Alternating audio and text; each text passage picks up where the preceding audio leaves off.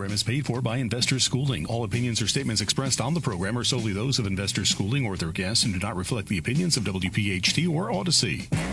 WPHT, WPHT-HD, WOGL HD3 Philadelphia. From the Cherry Hill Volvo Studios, where relationships matter. Always live on the free Odyssey app. You're live. Show. All right, everybody. Good afternoon and welcome to the Larry Steinhouse Show. We are broadcasting live from Investor Schooling headquarters right here in Bucks County, Pennsylvania. I am Larry Steinhouse. I am the CEO of Investor Schooling, and I'm here to make financial education fun and accessible to everyone, especially you. Hey, on this show today, we discover I can never get through this.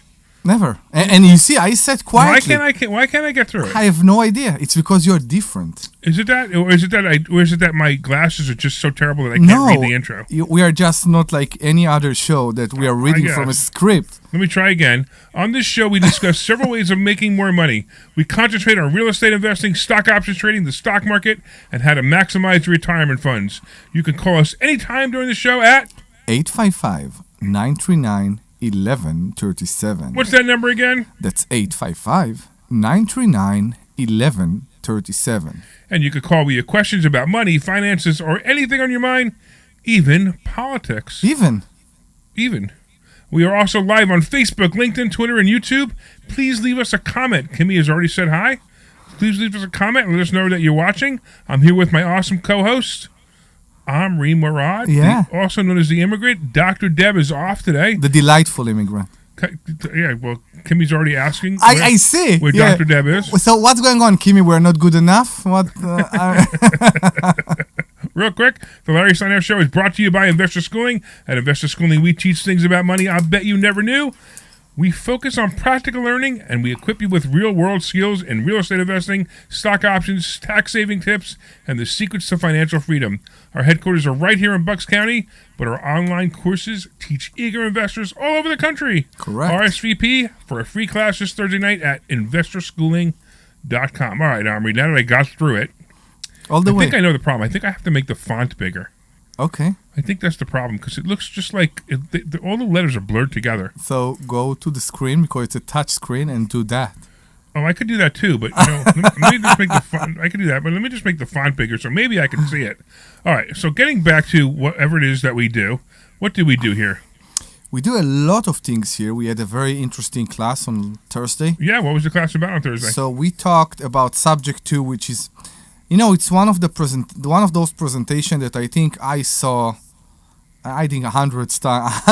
Well, I don't think you see 100, but you probably did see it about 20, 25 times. More, yeah. Because you don't think about all the events we do outside of the school. Right, exactly. And it's amazing how every time we do this presentation, there is a question from the audience that open like a Pandora box about what we should do, what we shouldn't do, where you do the thing right. Like, for example, with insurance.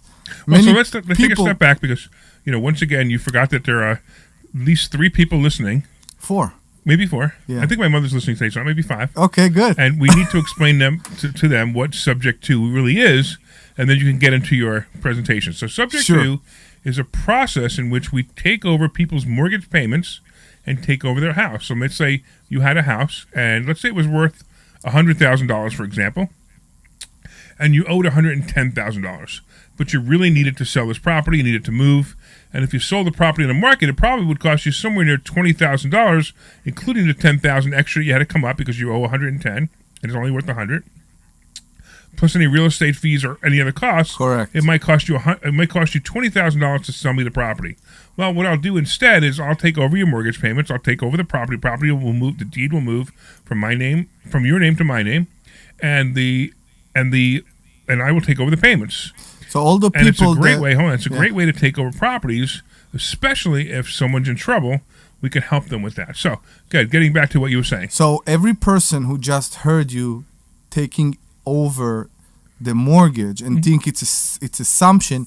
No, guys, he take over the mortgage payments. Right, just the payment. We don't assume the mortgage. Exactly. Exactly. There is no reassignment of the mortgage to you as the new owner.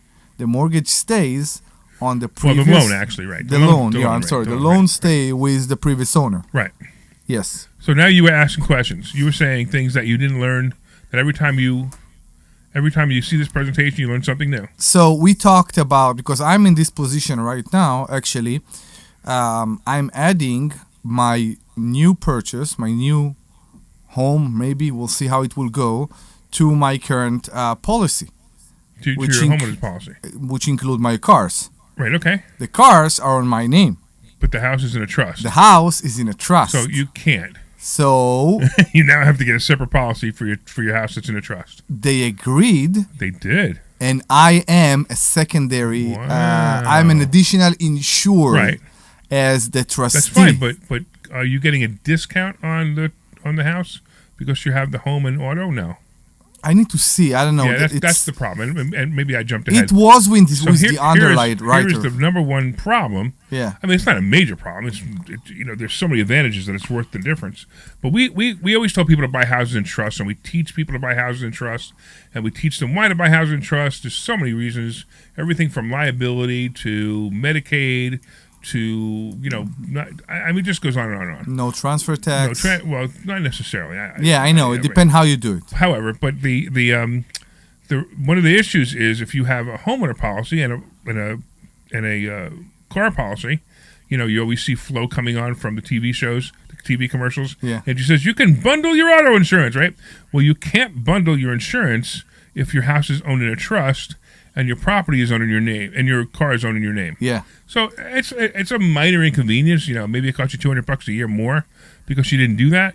But the reality is, in the end, it's really worth it. So that's what I thought you were going. I thought you were going to that. So the agreement, what they are offering me is the trust is an additional insured. The policy is on my name as the trustee of the house. That's fine. That's what the underwriter. Yeah, you can do that. That's what the underwriter is doing. Yeah, you can do that. And it's then wrong, it will stay. but you can do it. Yeah, it will still work. It just doesn't make any sense. You're supposed to do it as the trust owns the policy. I know. And you're additional insured. But I know. I find it more and more fascinating that the insurance agents don't know what to do with this, and the underwriters don't know what to do with it. So whatever. We have this. We have this position, this problem right now. You keep kicking Debbie's microphone, and it keeps making noise. I'm sorry. So let me at least mute Debbie's microphone. Sure. So that way when you kick it again, I will cause other trouble. Yeah. So the thing is that we see this thing with renters insurance many times. Yes. That we used to have ourselves as additional insured under the renter's policy. Right. Because if a renter is causing problem not only for themselves as a liability, but also for the house, we can also be covered under them. Right. So this is a great point, actually. So if you own property and you have a tenant, you want to have the tenant have a renter's policy, and the renter's policy will have a certain amount of liability. I request a minimum of $200,000. If they have a dog, I ask them for a minimum of $500,000. And with that, I make them make me additional insured. I make the trust additional insured, and me additional insured as a trustee. So there are problems with that right now. Why? And I think there are companies like Allstate that started that. They don't cover, and it's stated in the policy. I think Peter Bedorenko, one of our students who is also an adjuster, used to talk about that.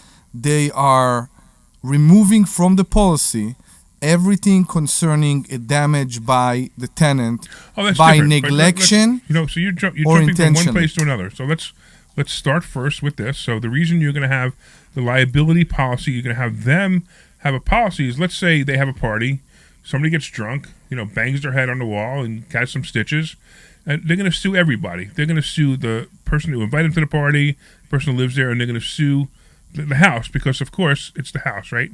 It's the house's reason that they bang their head. So now you want to have the wall, right. I know you got drunk, but my wall stepped out in front of you, so it got to be. How dare you put the wall there? They're going to attempt to sue everybody. So I want the liability policy to cover everything. That's the point, right? I know. So now, what were you saying about the other thing? You're talking about when a tenant leaves. I'm talking about the damage, right? Correct, right. Or if they leave things behind them. I am trying. It's very hard with the policies right now. That the policy will cover damage by the tenant. For example, let's say a tenant moves out and they left behind them several tons of trash, furnitures, insurable. All that.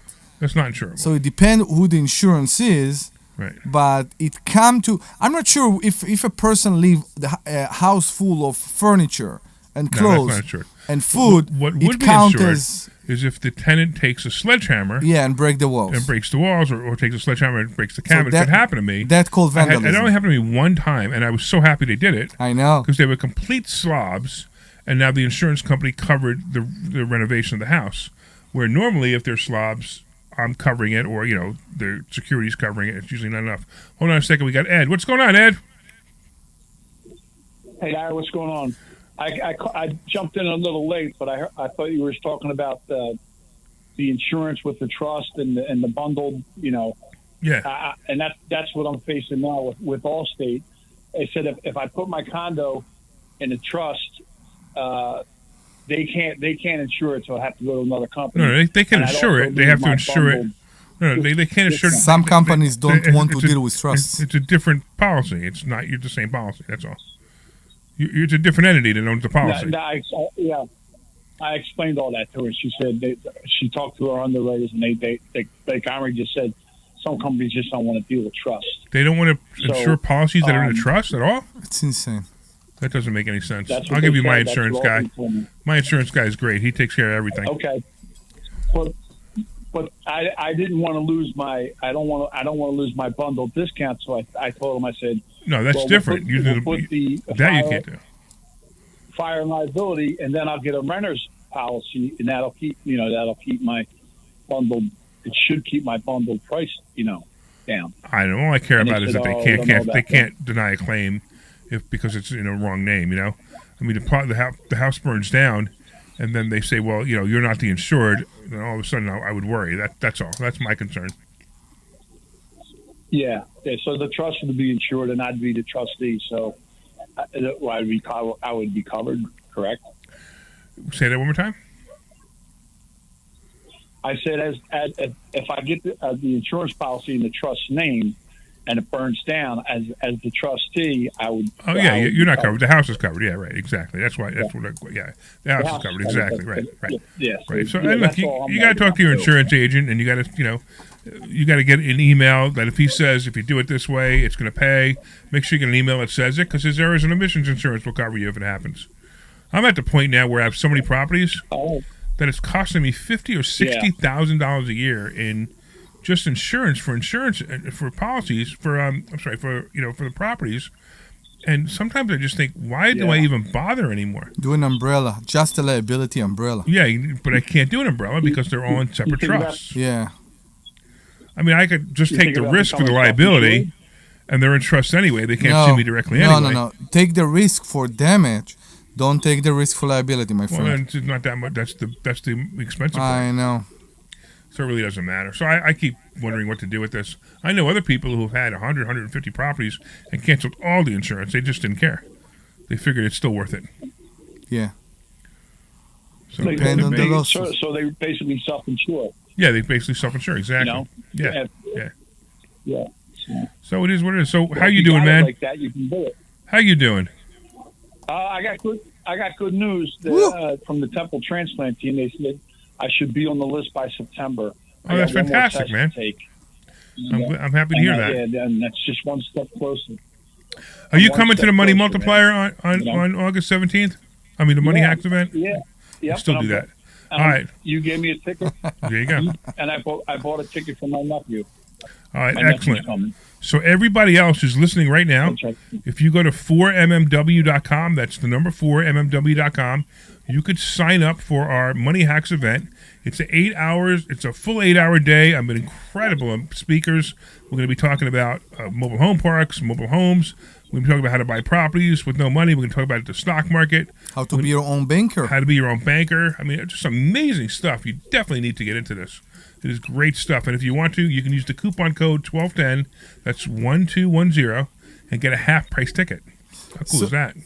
Are we also having team coming and talking about credit?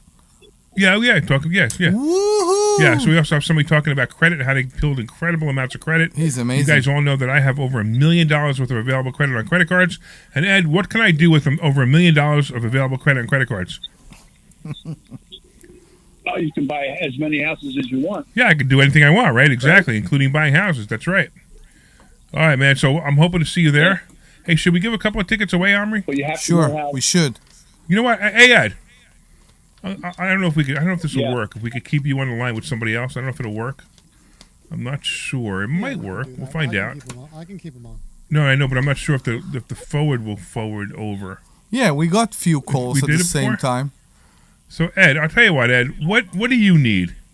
What do you need? What do you need that would help your life right now because of this liver transplant that you need? Kidney or liver?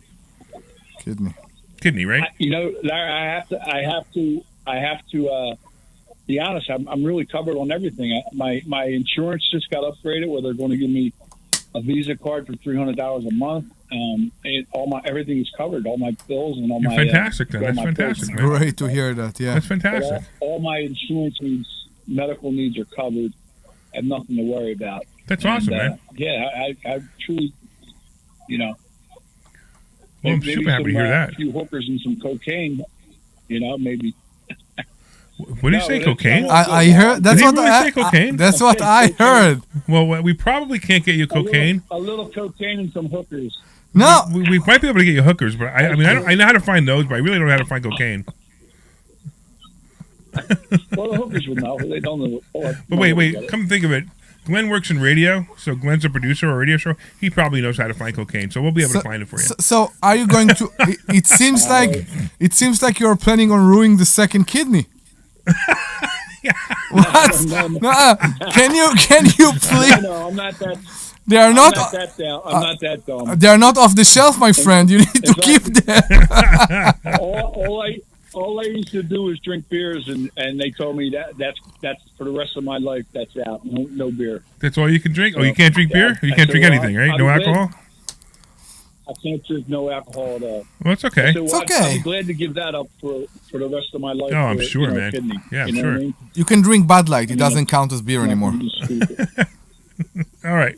All right, so I'm going to kick you off then because you don't need anything because you're a great guy. And anybody wants to shake Ed's hand, he'll come to the Money Hacks event. Yes, correct. Just go to 4mmw.com and you can sign up there. Ed, take care, man. We always appreciate you calling. All right, Omri, what do you want to talk about next? Let's talk a little bit about what just happened in the stock market the other day. People are Wow. tense. So the stock market, for you guys who didn't know, it was down almost 1,000 points at one point on Friday. Yesterday. Yeah. Almost 1,000 points. Isn't that amazing? How much was it down when it closed? So it was only down 600 points. So it's kind of funny how, when you think about what I Compromise, said yeah. on Thursday, right? I said the stock market would come back up by the end of the day. It just went down a lot more than I thought it would. I thought it would go down 400 or 500 points and come back up and end the day, maybe minus 100. Yeah. But since it went down 900, it ended the day minus 600.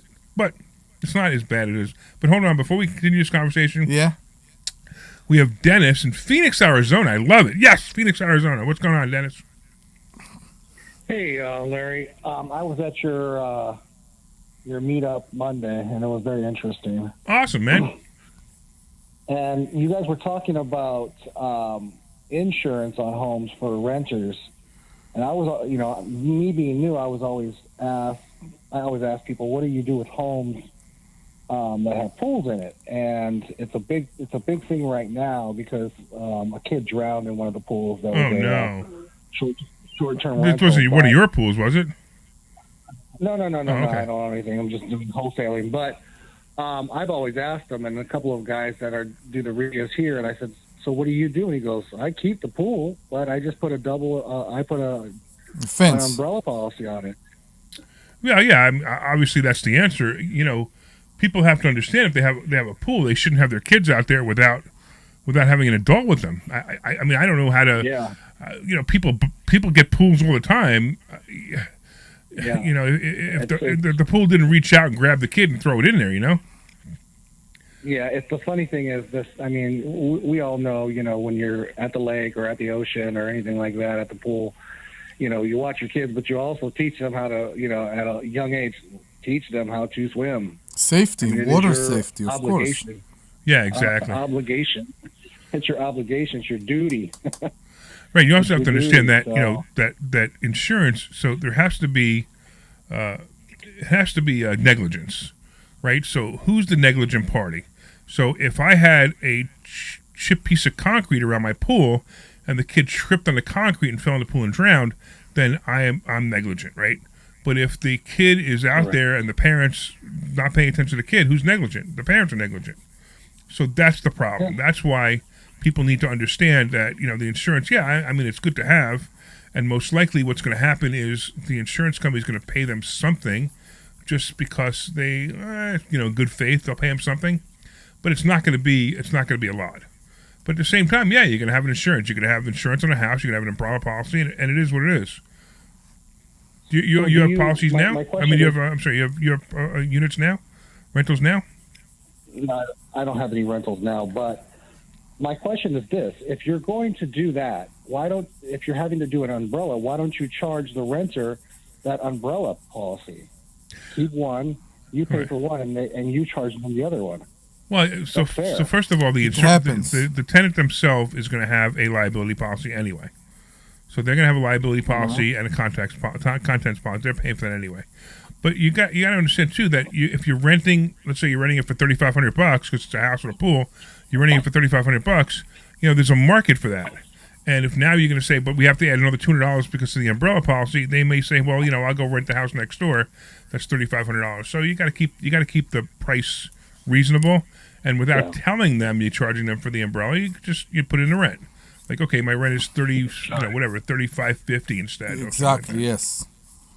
I don't tell my tenants how much I pay for taxes. I don't tell my tenant how much I pay for insurance, or even water. When I cover the water, I just put it in the rent and say, okay, this is how much it is. That includes taxes and insurance and maybe HOA fees, because HOA fees are a big thing because I own a lot of condos and townhouses. Those are my favorite, by the way. All right, man. Anything else going on?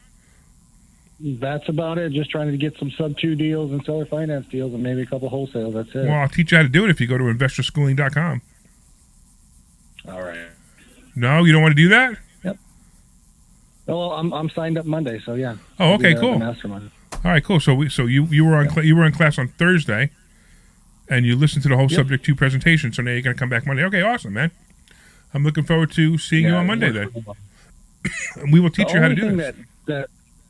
The only thing that I have a question on, since being a newbie, well, not really that new, but I noticed that, when you don't have deals, or when you're asking about some of the deals, that people will, because they don't have the time, will ghost you on some things. Why, out of every industry I've been in, I've never had ghosting done, like just not communicate. Why is it so prevalent in the real estate that I see that? I'm not sure I understand what you mean. When you say ghost, who's ghosting you? Well, it's just not calling back. Who's not calling back? Wait, but who's not calling back? The seller? More seasoned investors. So I tell you what's going on in any market right now. All of us, because I feel exactly what you are, and I also think it's very disrespectful, and everybody has the right to say no. The problem is, each one of us is getting 5 phone calls a day that are spam, that you answer the phone and you need to wait on the line. You're being connected and all those things, and people has less patient to all this behavior. And that's people had enough. That's why what we do here in investor schooling is so different. Larry is doing it, he always say 42 years. We just found in the office a DVD of Subject 2 that Larry made 25 years ago? How long ago? Close to 25 years ago. Exactly. 20 years ago, I think. 20 years ago. A DVD that Larry made about Subject 2 20 years ago, which is a bit more time than the person who called you to your phone and offer you to have extended warranty on your 95 Honda Civic. Yeah, but also... So people had Dennis, less... Dennis, you said real estate investors are ghosting you? Why are you calling real estate investors? What do you want from them? Just seeing what they're interested in, what are they buying. So here, okay, you're doing it wrong. You're doing it wrong, Dennis. You're doing it wrong. Do you have any properties under contract right now? I had one, but I had to cancel it because I couldn't find a buyer. Okay, so we'll teach you how to find buyers for it too. But here's the problem: if you're calling real estate investors and saying, "Hey, I might sort of have a property when I might sort of get one, would you might sort of want to buy it?" Nobody cares. You call up somebody, you go, hey, I got a property worth $100,000 that I sold to you for $50,000 right now. Every single person's not only going to answer the phone, but they're going to give you the $50,000 in 5 minutes. You get it? Yeah, I get it. So whoever taught you wholesaling, if you even took the time to learn, if you went to YouTube, now I know what the problem is. And if you went to some of these shysters that have been doing it for the last 6 months and going, hey, I did a wholesale deal once and now I'm going to teach it. I mean, come on, it's ridiculous. I did $1.1 million worth of wholesale fees in 2 years. Wholesale fees in 2 years. So I made a lot of money wholesaling because I know how to do it, right? And if you want to learn how to do it, we'll teach you how to do it at Investor Schooling. But you need to understand it's work. It's not just, I might sort of kind of want to do this and might. Everybody makes that mistake. They're like, wholesaling it's not easy. It's not hard. It's not even easy. wholesaling. I know, that's all. No, I'm not going to get into that. But it's not hard. It's just you have to do the work. What do you do for work, Dennis? Yeah. Right now, I'll spend probably 6 hours on the phone looking at properties and calling agents. Okay, so that's the other mistake you're making. You can't wholesale a property from an agent. If you're calling agents to get properties under contract, the property's already advertised to hundreds of people that you don't even know. Why would an agent listing a house for $100,000 say, "Okay, Dennis, I'll sell it to you for $50 because I know that I can get $100 from somebody else, but I'm going to sell it to you for $50." Why would they do that? They usually wouldn't unless it's 90 days and they're desperate. They're not desperate enough to sell it for that cheap. And if they are, that means that it's priced too high, and that means you can't sell it. So what are you going to get it for? If it's listed for $100 and it's 90 days on the market, how much do you think you're going to get it for? If it's $100,000? Yeah. Well, if it was $100,000, I have to be at zero right now in Phoenix to make any money. You have to have $100,000. What do you mean? At least in gap to make money. $100,000 a gap. You honestly, Dennis? I'm not sure I understand. Where did you learn wholesaling from? Because you have no clue. I learned it from a guy that does astro flipping. Yeah. Okay. So tell Mr. Astro Flipper that to refund all the green that you gave him, because he's absolutely out of his mind. You know what the average wholesale fee is? It's around $7,000 to $10,000. Yep. So how are you going to make? Why do you think you should make $100,000? No. I'm saying that if you have a house like $200,000, let's just say it's $200,000. The average right now is $450 over here. Okay, I'm using an example. It doesn't matter if I use an example of $100,000 or $1 million. It doesn't matter. If it's a $100,000 property, how much do you think you can get it under contract for? If it's listed with a real estate agent.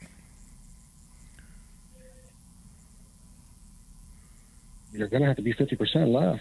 50%. So you think a real estate agent who lists a property for $100,000 is going to tell their client to sell it to you for $50,000? Not going to happen. They're not going to. It's not going to happen. Not going to happen. But if you call the client directly, if you call somebody directly, you might be able to convince them the reasons to sell it to you for $50,000. That's the difference. If you're calling real estate agents, you're never going to make any money. And if the astro flipping guy told you to call real estate agents, he basically says, "Give me all your money. You're never going to be successful." This is what I hate about this industry. There are so many fake people in this industry. Experts. There's this guy who's advertising on this station right now. I've never even heard of him. I've been doing it for 6 months, and I'm now going to be the expert. I mean, stop it already, right? Stop it. I've been doing it for 42 years. I can tell you every little thing about real estate there is to know about how to make money in it and how to do it right. And then you got these guys that they come up with these programs, and if Larry Steinhouse can do it, I can do it too. So no, you can't. I'm curious, Dennis. Are you wholesaling the property as is, or are you putting any money? He's going to real estate agents. He's never going to. No, I get it, but if he's flipping them, he has more chance. Oh, if he's flipping them, that's a whole other issue. That's a whole different thing. Yeah. Are you putting work into them, or are you selling them as is? No. Just straight wholesale. And then how much money are you putting down in deposits on these properties? Right now, as far as EMD, 1%. So the agent is letting you put down $1,000 on a $100,000 property? Yep. Well, I'm surprised they're letting you do EMD, that, but okay. EMD, not down payment. No. EMD. Yeah, no, EMD. That's what I'm talking about. Earnest money deposit, right? They're letting you put down $1,000, and they actually took it off the market for 1%. I'm shocked. Yep. But so the funny part is now you got a terrible real estate agent talking to a newbie wholesaler, and that's why they're doing everything wrong. If I was the real estate agent on a $100,000 property, you're giving me $5,000. And guess how much you get back if you don't close? Nothing. 0. So did you lose money on the deal you didn't close? No. So let me tell you exactly how much money I put down on every single property I get under contract. It's always the same number. You ready? 0. I'm listening. 0. It's always 0. Every property I get under contract, I put 0 down. You want to learn how to do that? Of course I do. InvestorSchooling.com. You're going to be there on Monday anyway. But anybody else wants to learn it? InvestorSchooling.com. All right, Dennis. Before I get angry with you, because you're you might be uncoachable and I might not want you as a student, I'm going to let you go, and I'll see you on Monday, and we look forward to helping you. All right. I appreciate it. You got it, man. Take care. Hey, all right. So let's. Why don't we go to a commercial first, and we'll come Sure. back. All right. Let's do that. Hit us up. Did you know we are? This is Larry Steinhouse with Investor Schooling. When the All right, you're clear. properties is, it's now. It's always now. You just need to learn how to buy them correctly. Go to investorschooling.com and sign up for a complimentary class this Thursday night and learn how to buy investment properties and make money every time. That's right. That's what we teach. We teach how to buy investment properties and make money every time. Go to investorschooling.com and RSVP right now. Take a class this Thursday night at 7 o'clock. That's investorschooling.com. This is Larry Steinhouse of Investor Schooling. Did you know we are having a full one-day event on August 17th? It's called the Money Hacks event. You want to come to this event and you will learn how to become your own bank, how to invest in real estate without any money. You will learn the stock market and you will learn how to build credit for cash-flowing assets, and so much more. It's a full day packed with information. Use the code 1210, that's 1210, to get a 50% discount on the ticket. Go to 4mmw.com, that's 4mmw.com, and register today. This is Larry Steinhouse with Investor Schooling. Are you ready for retirement? Have you prepared everything you need? Well, in Investor Schooling, we will teach you ways to better prepare for your retirement using real estate and the stock market. But you need to learn how to do it right, and that's what we teach. At Investor Schooling, we sell nothing but education. All right, I can give you another 30. I can give you another minute. Yeah, another 30 is fine. All right. Thursday's class at 7 o'clock. Go to investorschooling.com. That's investorschooling.com. Omri, make sure you stay close to your mic because Okay. A couple of times you were drifting out. Sure. Of hearing about the recession that's coming. Are you prepared for it? Well, listen, at investorschooling.com, we're going to teach you ways to prepare for the recession that you didn't even know existed. We're going to teach you strategies on how to use real estate. We're going to teach you strategies how to use the stock market properly. That's right, you can even make money in the stock market when the stock market goes down. Hey, go to investorschooling.com and register for a free class this Thursday night, and you will learn all of these techniques. Go to investorschooling.com right now, RSVP for this Thursday. We'll see you there. This program is paid for. Coming back. All right.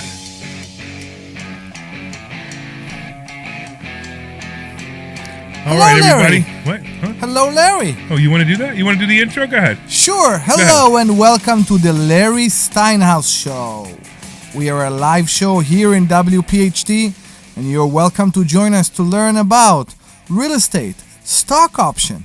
What else we're talking about today? What else? Whatever you want to talk. We talk about wholesaling a couple We minutes talk ago, about right? wholesaling exactly, and how so many people teach it wrong those days. Oh, somebody teaches business wrong. I know. It's insane. I tell you a funny story. I know. I blame YouTube. So we have we have Patty, who's listening to our show on YouTube. Yeah. One of our students, and she writes "Breathe, Larry" because she knew I was going off on that guy. Yeah. So, by the way, that's how I coach. So, a lot of people who don't know me, that's how I coach. I get in your face, I tell you the truth, and then I teach you how to do it the right way. But a couple of people online I want to say hello to. First of all, your number one fan is here, Omri. Woohoo! Hello, Kimmy. All right. We also have, it looks like Jones Pixel. Is that a real name? We also have Ishmael. Is that right? Ishmael? Yeah, Ishmael. And, of course, we got Patty listening. We got a couple other people listening. We got James listening on Facebook as well. So I just want to make sure I said hello to those people. Anybody else is listening, please say hi so we know you are listening. And don't forget, you can call in. I won't yell at you, but you can call in at 855-939-1137. That's 855-939-1137. 1137. Yes, Tommy, it's 855-939-1137. Again, 855-939-1137. Don't you think it's crazy that people come to me and said, "Hey, you're the 1137," and I said, "Okay, what's the number?" And nobody knows the number. Yeah, right. They don't know the number. So people come in. They come in and they they get introduced to me and Omri and Debbie. And it's funny. We say this all the time that when you listen to the show, you actually see that we are exactly the same on the show as we are That's who in we person. are. It's just very funny. I know. Matter of fact, if somebody took a camera and followed us around, it would be an awesome reality show. I know. I It's agree. hysterical. Some of the things that we do. Anyway, so people come in. They come in like hell, and they see Omri back there running the electronic board, and they say, "Omri, I know the phone number," and they go 215, and you're like, "No, it's not 215, right?" Kimmy's mad because you only said the phone number 3 times. Okay, I can do it again. Go ahead. I did 4. I know 4. 855-939-1137. Okay, what do you want to... I am so refraining from the joke that I could make that Kimmy said she needed 7 times, and you only said it 4. She say that because you say that. I know, because there I was a understand, person... but there's such a Howard Stern line in there that I just I just don't want to cross it over. So Don't. So everybody else who gets it, Your beeper is on? my Yeah? what are you trying to say? The beeper. What beeper? The beeper in the computer that do beep. No. That's not. No. It's just she basically I'm saying she needed more time. Okay. That's all. Is that okay, Glenn? Did I say that right? Are we still on the air? I think we lost Glenn. It could be. I really do. I think we lost Glenn. I think Glenn is he's like he doesn't want to listen to the show today. Yeah. Either that or he went to the bathroom. I'm not sure which. Could be. I'm taking calls. Oh, you are? Okay, fine. Well, we look forward to you taking your calls and putting them on the We've got Art in Newfield if you want. Okay. Art in Newfield. Let's put Art on. What's going on, Art? Thanks for taking my call. Hello? Hey, Yes. can you hear us? Yeah, I followed all the instructions. I turned off my radio, and I'm listening just on the phone. Awesome. Good. Here's my point. It's a very minor one, but I'd like to hear your thoughts on it. I see how you approach the real estate market. A few years ago, we had the PPP money, let's call it, that went out there. Not the $1,400 that came in the mail, but the other money that circulated in businesses and so forth. For people... There was more than the normal amount of fraud associated with that. Would you agree? No. Fraud. Let's just say you agree. I don't know if I agree or disagree, but I understand the question. All right, so let's just say that a lot of money got paid out not for the purpose that it was designed for, which was to keep your employees working until the pandemic was over or whatever. Right. There were, let's take, for example, law firms that received huge sums of money, and they really didn't have any employees. But as far as real estate, when I look at properties that are at a premium and there's no real reason in the marketplace for it to be a premium, it's because there's still this glut of PPP money, loan forgiveness money, that's pushing things up because they want to get a step away from having this cash available. So that money is driving real estate up, and those properties sell relatively quickly. And I've seen it. So hold on a second. So Dennis, all right, you're making a whole lot of noise, and I'm not sure what that noise is. Whether you're moving your phone or you're on your speakerphone, I'm not sure. But it's gotten really, really noisy. So I'm not sure if we continue this. But can you make it less noisy? No, it's the highway. Oh, so okay. So you can't take it off speaker and just hold the phone and drive illegally? No. All right. No, I'll tell you what I'm doing. Here, try this right here. I'll sit back in the car. That's better. I was standing up looking at something. How about that? That is better. That's probably better. That Right, was the wind and it was the traffic. Yeah, okay. But anyway, so that's what's going on. That's the level of detail I'm comfortable going into. If you go, for example, if you have a friend that's an accountant, not necessarily your accountant, or know somebody who's an accountant, I mentioned to them that in my business, I didn't take any PPP money, and there's no loan to forgive. I thought I'll be just fine. And he said the prudent thing to do was to take the money. Everybody knew the loans were going to be forgiven. So it's just. All right. So something to did you chew have on, employees? but yeah, but I wasn't going to manufacture any. No. That's what was Did not. you have employees? If you had employees and you kept your doors open during that period of time, you were entitled to the PPP money. That was what the government said. The government said, "Hey, we're going to shut down the world for some ridiculous scamdemic, and we're going to pay you to do it." So that's what that was it. But I'm not in, for example, the landscaping business. So let's say I was in the landscaping business and I had 3 guys who worked for me, and then suddenly I had 20 guys that worked for me, and of questionable identification and so forth, and I received huge sums of money Right. that were easy to chart because that was on the internet, and then they forgave the loans. Right. They said they were going to forgive the don't loans. have- That was actually before you even applied. They told you they were going to forgive the loans. If you had so I'm trying to figure out: are you bitter that you didn't take them, or are you bitter that somebody else took them, or are you bitter that the real estate market is inflated because people took them? Well, it's wrong to assume that I'm bitter, as I'm not bitter. But Okay. I'm just pointing out that I won't buy real estate until that money that has falsely inflated the price of many things is out of the equation. That money is still floating around, and I was wondering what your point of view is, because the prices are high, but they're not organically high. They're inflated from guys that are trying to get rid of money. Where are you I'll from? tell you a good example would be Trump's properties in Florida that he sold to Putin through intermediaries and oligarchs and stuff like that. It was just a way to get rid of money. They had to get rid of money. Look, here's the deal: if you buy an investment property and the tenants pay for it, then buy it. Then it's a good deal. If not, don't do it. We teach you how to evaluate properties at Investor Schooling, and if you're only evaluating them on the price of the property, you're never going to buy a property because properties are always high. And you know when the best time to buy properties is? Your commercial says now, but Now it's always now. It's not now. It's always. I wouldn't now. have a young person getting it. It's not always now. Okay, all right, wait, stop. I've been doing it. All right, I got one question. How many investment properties do you have? In my lifetime, I've had 30, 40 investment. How many do you have properties. now? I'll tell you the story real quick if you want to know. Here's what I did in 2017.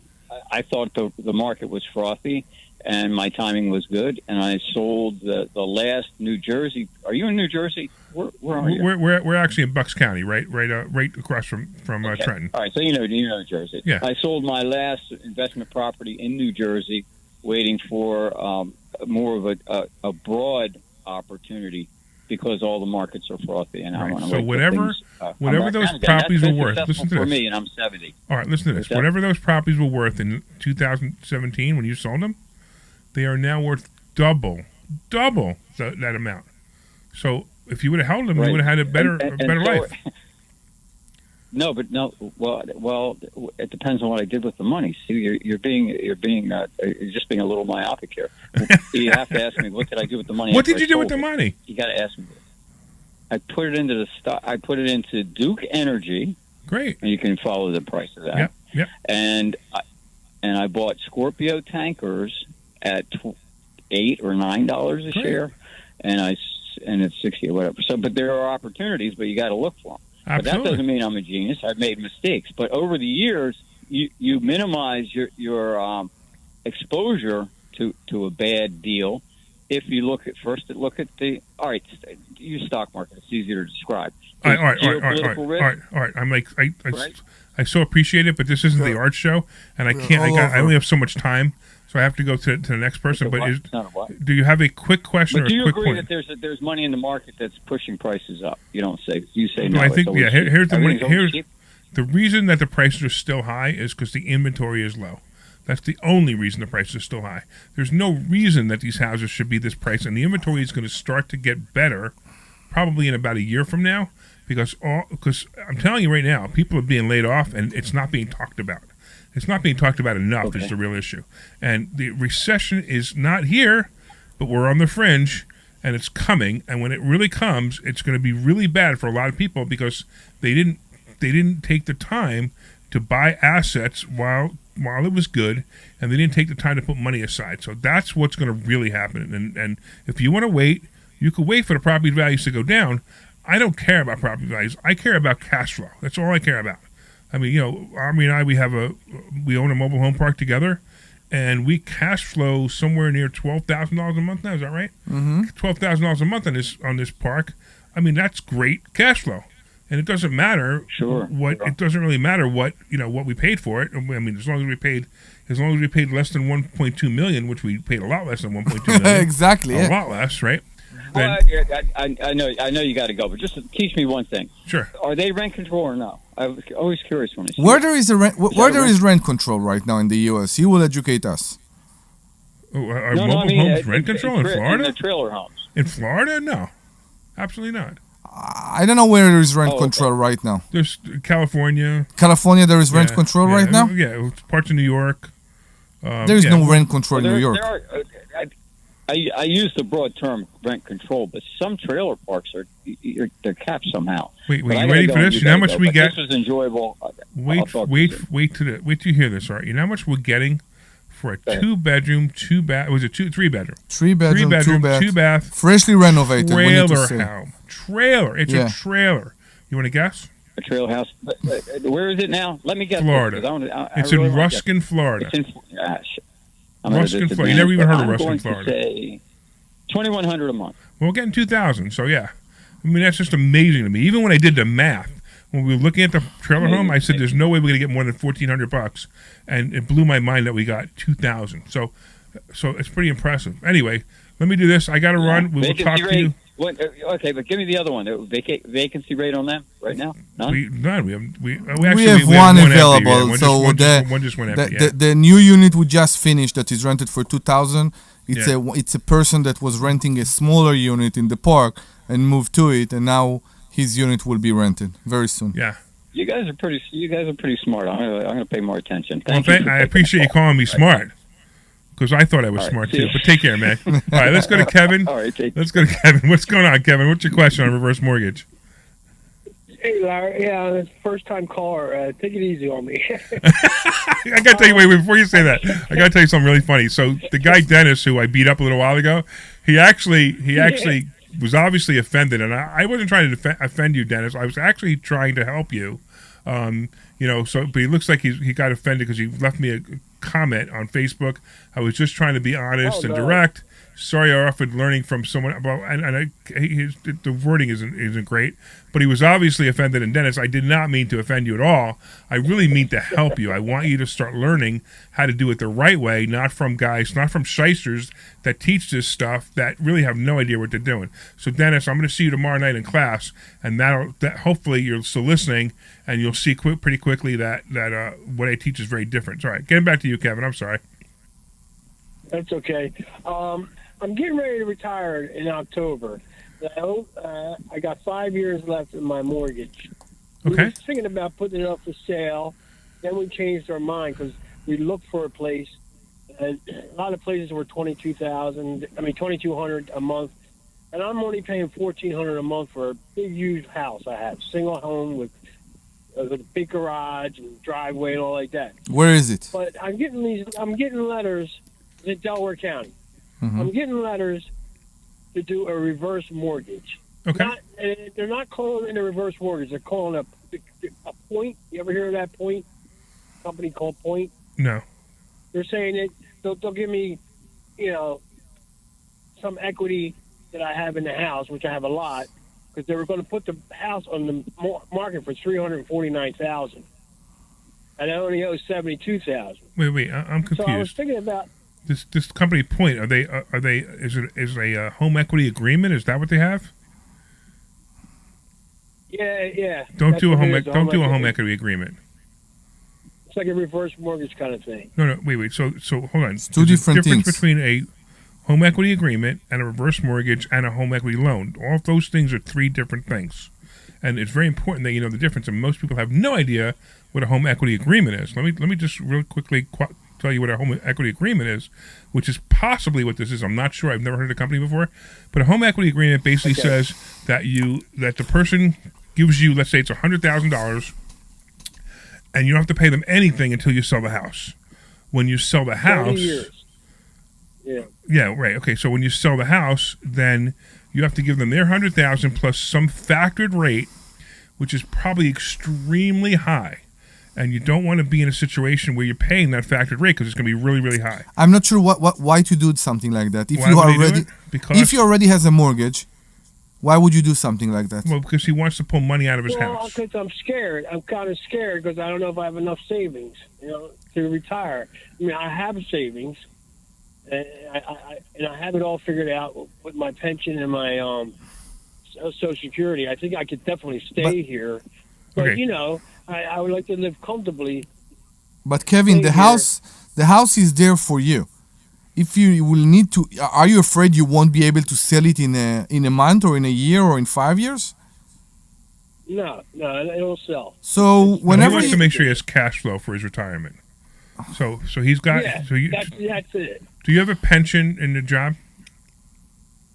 Yes, I have a pension, and Okay. I have Social Security. I already have I've been collecting Social Security for the last 3 years. How old are you? And that's just been going right into the How old are you? 69. Okay, fine. Okay, 69. So you're 69. You're collecting Social Security. I'm gonna go into like just basic math here. So what are you collecting from Social Security? 2,600. Okay, and then what are you collecting from your pension if you retire? How much do you get from your pension? 1,300. So 26. So now you got 3,900, right? Then you've got, Right. and then you have any money anywhere? Any other money anywhere?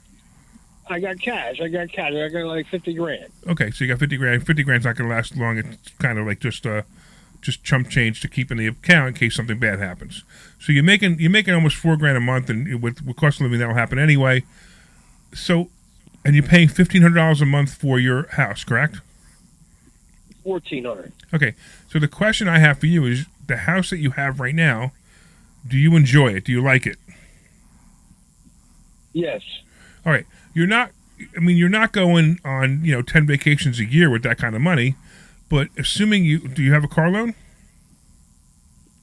No, I paid off my car loan, and I put a brand new bathroom in my house too. Okay, so it sounds like you can afford to stay where you are. It's just not you're just not going to be living an incredible like a super luscious luxury lifestyle, but you can certainly afford where you are. So, and if you like your house and you can afford where you are, my suggestion is stay there. Don't take any money out of your house yet. agreed. Just enjoy what you have, and it's fine. My guess is you haven't, you've never lived a lavish lifestyle anyway, so it's not like you're missing anything. No. You know what I mean?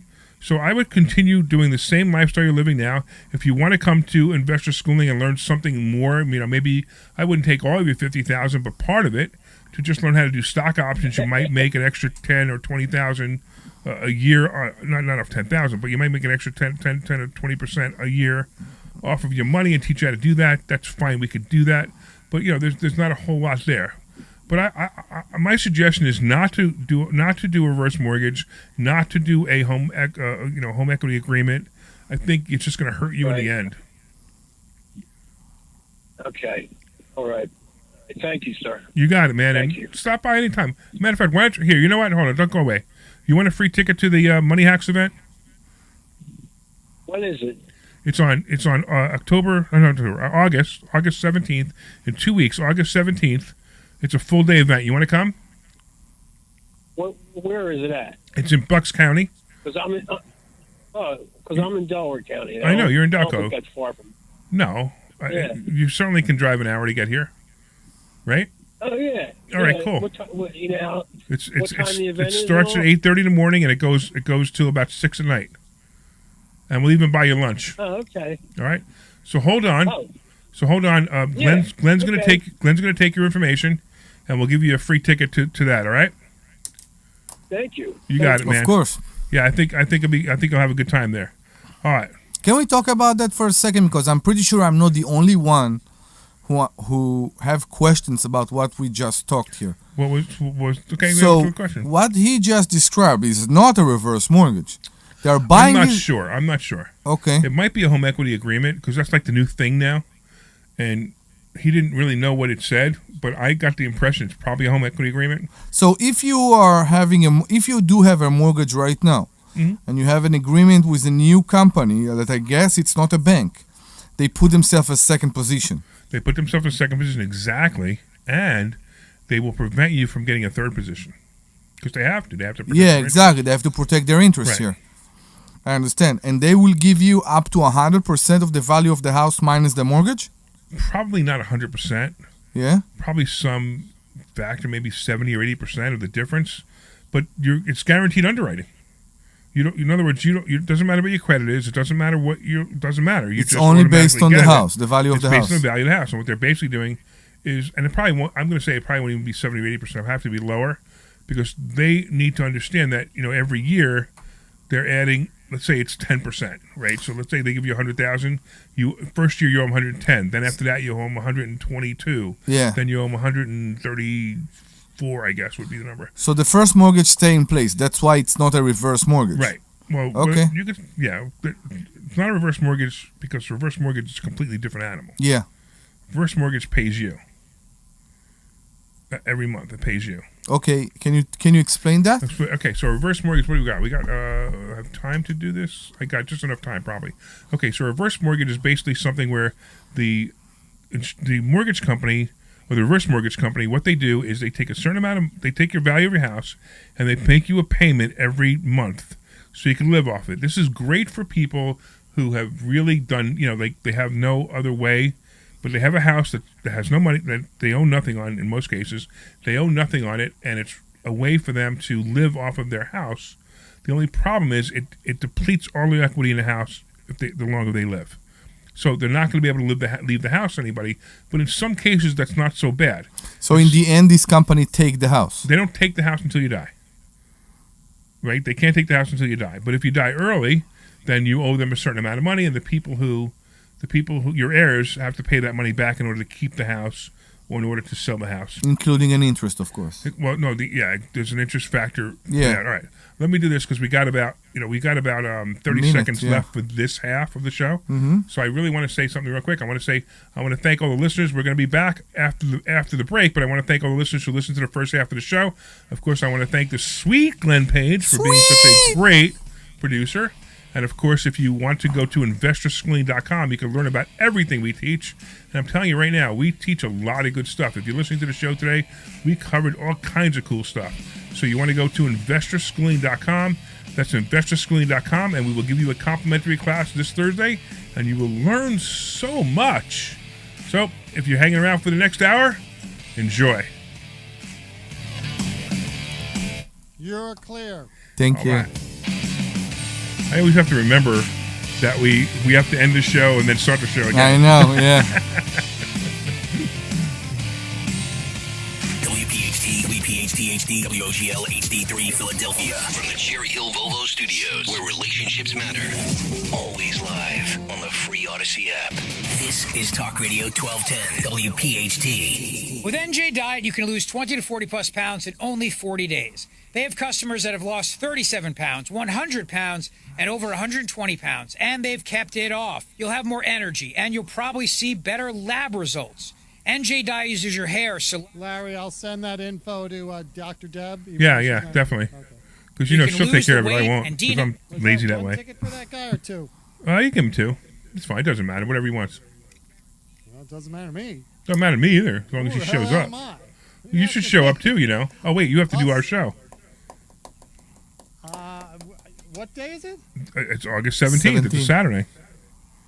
Oh, yeah, I got to be here. And we will be doing the show, too. Depend on, like, GA. Well, we can get someone else to do the show. No, I'd rather you do the show. It's more fun. I have no idea. Well, I may be going on a leave of absence. No. Have you seen that? Because, dude, my dad's sick. Oh, yeah. Yeah. So. You saw that? But like I said. You saw what it say? Yeah. If I bang okay. that's why. Yeah, I got you. Only I find it funny? Accurate psychics are available. What are you finding funny? He's got a cup that says Bimbo Bakeries. He doesn't understand that Bimbo Bakeries is the last name of the guy. Yeah, I get it. Bakery. I get it. I still, if it's my last name, I wouldn't put it on a cup. The guy's name is Bimbo? Yeah, the guy's last name is Bimbo. He owns a bakery. Bimbo. He's actually a Summer is what here. do they call that? Guys who live in Lancaster. He's actually Amish. Beach trips. And yeah, you guessed He makes round shape mountain-shaped cakes with tips. Get the local news you need, no matter You're what you're up killing to, me. with the free Odyssey app, and never miss. All right, you're coming back in 30, 40, 100. Of course you can hear us, Kimmy. We are still on the air. That's AUDACY. All right. Good afternoon and welcome back to. You're not back. You're not back. Oh, I'm not back. Yeah, exactly. I didn't turn your mic up, so don't worry. This program is paid for by Investors Schooling. All opinions or statements expressed He on the didn't program say are solely on. those of Investors Schooling or their guests and do not reflect the opinion. All right, get ready. All right. Get ready. I'll tell you. HD3 Philadelphia. From the Cherry Hill Volvo Studios, where relationships matter. Always live on the free Odyssey app. You're hot. I know, show. Now. All right. Wait, do you mind if I do the intro? But now. Can I do it now? Okay. I know. So you guys, if you guys were listening online, you heard me do. I thought he started the music, and I started doing the intro, and then he stopped me. So But anyway, all right. Good afternoon. Welcome back to the Larry Steinhouse Show. This is the second hour, and we're broadcasting live from Investor Schooling headquarters right here in Bucks County, Pennsylvania. I am Larry Steinhouse. I am the CEO of Investor Schooling, and I'm here to make financial education fun and accessible to everyone, especially you. On this show, we discuss several ways of making more money.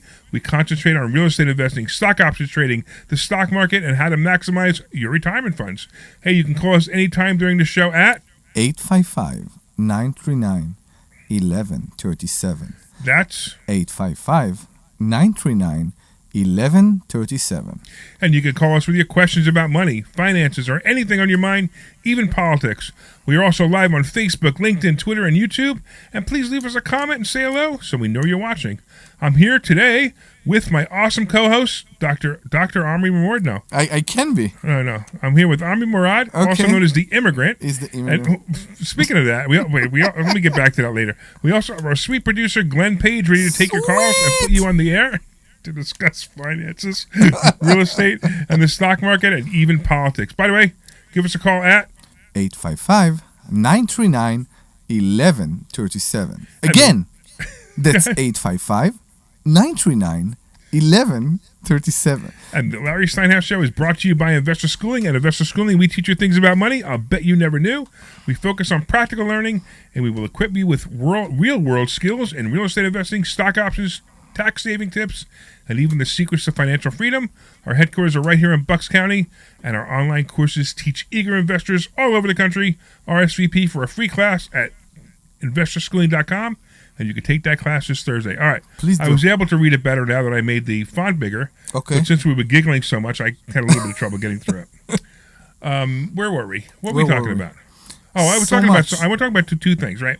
So I finally got smart and started to realize that I've got all this advertising time on WPHT, and I started to advertise that I buy houses. Yes. It was like so silly. I should have done it a long time ago. So I've got a few calls, and the other day I get a call, and we go see this house, but I want to talk about what happened before we saw the house. Thank you. Yeah, it's much more important. Because both things are very funny. So I told Omri to meet me there because I thought we might want to buy it together, and he pulls up in his Maserati. He pulls up on the sidewalk next to the drive, whatever. No. Sidewalk. Wait, let's start from the beginning. We get the address. We go online, and we can't find the house. But wait, we'll get to that. I just want to talk about what happened next, right? So she told me she was going to be in the driveway, which is no driveway. It's just a grass. Yeah. With two ruts in it where the tires are. Yeah. And she says, just pull up behind me. So I pull up behind me. Meanwhile, Omri's in the Maserati over there waiting for me to get there. And I literally open the door, and they open their door, and they say, "Hi, Larry, where's the immigrant?" So I go, "The immigrant's right there in the car." And they were cracking up because they didn't expect you to be in the car I know. So that was kind of funny. So let's talk about this house now, right? So this house was bad. It was bad, right? And we saw it from the beginning how bad it is. It was covered in weeds and trees and brush, and like you didn't even know there was a house there. No, you didn't. And we had to move weeds and bushes around just to get to the front door. We got to the front door, and when we opened the front door, there was garbage everywhere. I mean, it was rough, and Omri is the kind of guy who, Like, it doesn't matter. He'll go in there. He'll do what he has to do. Where I'm the kind of guy, like, I'm not going in here. So I'm standing at the door, and Omri just moves a little bit in front of me and goes. I'm like, go. Let me go in. And move. Let me go in he because steps in and he's like, I can't go anymore. It was so bad. His skin was crawling. Something was going on there. I don't know if the fact that nobody opened this door in 300 years or 300 years. No, I'm kidding. You right, get. It's right. just that something was. I started to itch immediately, and there was a plate there with cat food that was from 1875. Yeah, or right. It was something like pretty that. gross. All It kind was of stuff. gross. And there were ants everywhere. And it was really bad. I started to scratch all over me. Right. Something was intense there. I know. And I'm thinking, if Omri feels that way, I got to get out of here. No, I know. Because I know. That kind of stuff just freaks me out. The fact that this house was in this condition for so long amazes me. Yeah, it's really rough. It's rough. It's a typical situation where there was obviously an older person living there for a while, and the kids said get out, and they didn't leave, and it got worse and worse and worse until finally the person actually dies, and now the kids are left with the problem, and they got to figure out what to do with this house. They inherited it, and meanwhile there's stuff in there that they want. It's like the whole thing. It's really rough, and I see this a lot. We go out and see houses like this a lot where people. Again, it's an older person who's been living there their whole life, and they've actually become a hoarder, whether they believe they're a hoarder or not. And the next thing you know, it's a big mess, and they don't know how to leave. And we gotta, with the help of their family, we convince them to sell the house and move on. And it's funny because most of those people, they're so scared to move, but when they finally move, they just feel so much better. Of course. Because everything's gone. It's no problem. The last hoarder house I bought. You're so afraid of doing this step. The last hoarder house I bought, she thanked me about a month after. Jersey, right? What? The one in Jersey. Was it? No, that wasn't a hoarder house. That was something else. But it was actually in Hatboro. She thanked me because she was able to get back on with her life. So if you're a hoarder, give me a call. I'll buy your house and move on. Don't get hung up. And by the way, the phone number is the same. It's actually 855-939-1137. Right. So I use the same phone number. You know why I use the same phone number? Because it's going to your phone because number. you sound so good when you say it. Ooh. That's really? why. That's right. Okay. All right. So if you have any questions about anything, we were talking about some things earlier. We were talking about reverse mortgages. Yeah, it's amazing that we are still learning. I was pretty sure reverse mortgage is when you are like recycling for the mortgage, but when you do it again, I didn't know. Okay. I was pretty sure it's more like recycling. Apparently, it's completely not. No, it's basically the mortgage company pays you. Yeah. And then they use some factor to pay you, and then at the end of your life, you owe a certain amount of money, or to the mortgage company. Most of the time, and it's funny because I shouldn't say most of the time, but I have a lot of people calling me up and they're saying, "Hey, what do I do? My mother had a reverse mortgage. She passed away. The house is worth $350, and we owe $400,000. What do we do?" So then we have to go to a short sale. We can try to figure it out sometimes, or sometimes it works the other way, or they can't get a mortgage and they can't fix it. So. But it's not your problem. It's the problem of the company who gave the reverse mortgage. That's correct. So they take the house. But they can't clear the estate. So they're trying to clear the estate. What do you mean the estate? Only the house? The house and maybe whatever else they have or whatever responsibilities they have to clear the estate. I get it. So it becomes a hassle more than. You're right. I mean, the best thing they do is just, I go here, take the house. We don't care. So I was pretty sure it's a solution for people who wants to live respectably and they don't care what will happen to the house after they die. So here's what happens a lot, especially in this country, which, by the way, it happens in this country, and it's still better in this country than it is in other countries, where somebody, they hit 70, they hit 75, and they've never saved any money. They have no pension. They have minimal Social Security, maybe $1,000 a month in Social Security. But they were able to buy a house sometime a long time ago, and they paid it off a long time ago, and maybe the house is worth $350,000, like in the example before the break. The house worth $350,000, and now they could sell the house, but they don't want to sell the house because if they sell the house, then they have no place to live. They have to go find an apartment or move in with their kids. Yeah. So they say, hey, listen, I want to live here, but now the taxes are $12,000 a year, and they're getting $1,000 from Social Security. They could barely afford the taxes. Yeah. So they have to afford the taxes, food, electric, etc. So they get the reverse mortgage. Maybe the reverse mortgage company pays them another $1,000, maybe $1,200, maybe $1,500. I don't know. And now they can live longer in that house because they have the reverse mortgage. The reverse mortgage stop paying at some point when they get to the limit, to the value. Yeah, I'm not sure what that number is. I believe there's an annuity table. Yeah. There's not an annuity table, actuarial table that they use for certain people. Yeah. And that's how they come up with the number. I'm not exactly sure because I don't sell them, but it's possible. Look at that. See, there you go, right? Already, I got somebody who wants to sell me their property. What's going on, Mike? Hi, how are you? Good, man. So tell me about your property. Don't tell me how much you want for it. Don't tell me how much you want for it because I don't want to do it on the air. Right? No, I know. It's a commercial property on a main highway. Okay. So it's a little different. But the problem I have is that I didn't realize it at the time, but it's in a flood zone, right? Okay. Which I believe I fixed the situation. Okay. Because I'm in the pool business and I basically poured a concrete dam, let's say, across the problem area, and other properties flood, but that one no longer does. But on the survey itself, it'll always say it's in the flood zone, so it kind of deters a lot of people. So especially people with mortgages. Yeah, exactly. The mortgage company will. So it's a commercial property. Just tell me a little bit about it. Is it one unit or is it several units? No, it's one unit. It's an interesting shaped property, but it's about an acre or more, a little more. What is it used it right one now? Building, right? I gutted the building out. I redid the whole place.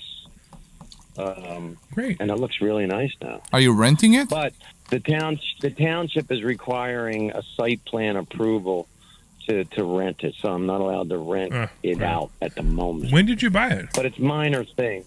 I got to light it up, light up the parking areas, parking spaces, and a dumpster area. How many square feet is it? The building itself is 40 by 60 rectangle. Okay. And then how long ago did you buy it? I bought it in October of last year. Okay, so you bought it as an investment property? Yeah, I spent 3 or 4 months redoing the entire place, including a new parking lot, everything. So have you invested in other properties before? So, I have. I do. I try to do one per year. Okay. I called you last year about the first one I bought. It was a big lot. It turned it into parking for big trucks. Okay. And it brings in lots of money. That's fantastic. Great. I thought it was easy. Well, but this one's a little more challenging, right? So you probably I have a question. Well, okay, but you probably should come into investor schooling, and we could teach you a little bit more about what to do with a problem. What is your question, Omri? So it seems like you did all the research. Do you know what the township wants from you in order for you to be able to rent this place? Yeah, it's all outside stuff. I did all of the inside inspections and requirements. It's all the outside. Like the parking is the biggest issue on this main highway. Initially, when I bought it, there were only 9 parking spots, but I extended the parking area to 21 parking spots. Ooh. But it's a pretty big lot. They're not necessarily falling within the proper size. I think each spot's supposed to be 18 by 9 or 10 wide. I'm not sure, but so I have to get a proper site plan, and you have to make sure it's all your property's lit up properly. All right, so you went to you expanded this to 21 parking spots. You didn't ask the township if that was okay? I didn't, but all right. I'm going through all of that now. Yeah, I was really naive in the beginning here. All right. So you don't want to know the cheaper way to do this is? What's that? Take the lines back out and put the lines back in for 9 parking spots. Not 9. Maybe even, I don't know, 21. I believe he can do at least but 15 the point there. is, if they already approved it for 9, let him put it back to 9. Okay. And Why bother? And leave the blacktop the way it is. I mean, what? It's a 20 by 60 building. What can he put in there? Yeah. That needs 21 parking spots. Right. A bowling alley? 40 by 60. We saw that. 40, whatever. But I mean, come on. It's it probably was sufficient before. Somebody will come build offices there, whatever. You never know. Exactly. It's not that big that it needs 21 parking spots. Maybe we'll do that. How tall is it? How tall the building? I will come in to see you guys, though. I am interested. Please come. You want to come to the Money Hacks event? When is that? It's August 17th. It's 2 Saturdays from today. It's an all-day event. Yeah, I'll be gone that week, unfortunately, in Mexico. You're going to be in Mexico? Are you going to bring back? Are you going to bring back any immigrants? No. Just the wife and I going away for a week and coming back. Oh, all right. All right. No immigrants. Because if you're going to bring back some immigrants, I need to have my lawn done. You have no idea That's not racist. You have no idea what damage you did to me with this picture of me in the trunk of your Jag. You have no idea. We took a picture of Omri, and he was in the trunk of my Jaguar fixing something for me. The battery is there, guys. But the picture that we took, the battery made it look there. like I took him over the border in the back of the Jaguar. Exactly, it was look. hysterical. Oh boy. I was pretty sure. Thank you for the information. You're welcome, my friend. We'll see you. All right, we'll see you in class. Come this Saturday. Come this Thursday if you can. Go to investorschooling.com and sign up for this Thursday. And leave your details with Glenn, and maybe we'll come and meet you in person. We see the place. Oh yeah. I need your phone number. Yeah. Thank you. I forgot about that. Leave your phone stay number with Glenn. Stay on the line. Yeah, stay on the line, and Glenn will take your details. And then I'll give you a call. And we can come see the property. Yeah, we'll come to meet you this week. All right. I appreciate the call. Thanks so much. Thank you. Like I forgot you called about that. Yeah, I know. He wants to see us. All right. What else we got, Omri? What else you want to learn? I don't know. You learn a lot of good stuff when you're on. I'm always learning. That's why I like it here. I always learning. That's why it's so good. Yeah. You just every time you talk about those things, I do the math. I love math, and I did the math. And you're right. We are at 12. We're just above 12 grand at the mobile home park. Right.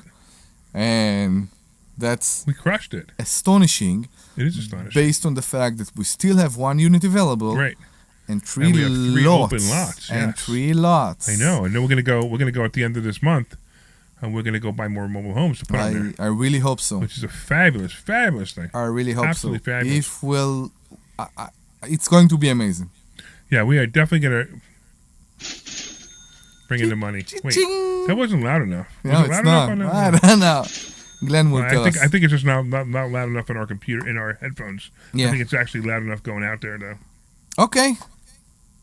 All right, so what do you want to talk about now? I don't know. I want to talk about the stock market because I started that a little while ago and I never finished it. People were scared. So I want to talk about the fact that what? People were scared yesterday. Well, it was due. It's been a long time since we had a day like that, which is surprising that it's been that long. But it's going to continue next week. Now, we're probably not going to have another 900-point drop day. We'll probably have minus 100, minus 200, minus 300, a couple of days in a row, maybe one positive 100 day. But the reason I'm telling you right now, you know what's happening? It's all about Trump. Because the stock market, I showed it to you in class, right? You saw that big hump where right after the debate, there was a big hump of stock prices taking off. Every stock was going higher. The Dow was going higher. It was just insane, right? The S&P was higher. Everything was higher right after the debate.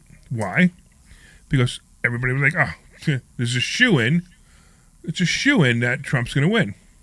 It's also, I saw how his social media platform went up after the debate. Right, exactly. It was insane. Right. So everybody said this is it. It's going to happen. Then you got the cackling idiot. What? The cackling idiot, Kamala Harris. Okay. Who, when Biden dropped out, the cackling idiot. You remember here, just to refresh you of what she sounds like. Oh, that's the wrong one. Hold on. Well, I hit the wrong one. Where is it? No, here it is. So, Ukraine is a country in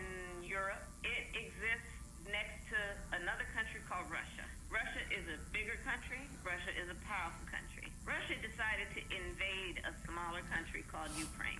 So basically, that's wrong. Yes, this is. I don't like that. This is what's running for president. And if she wasn't talking to 6-year-olds. Listen, if she was talking to 6-year-olds, that's great. I know, but she wasn't talking to 6-year-olds. It sounds like an elementary school presentation. Right, exactly. I know. This is her. Listen, and yet from the other side, we have the people that like to play the Trump shouting at the scientist about injecting bleach.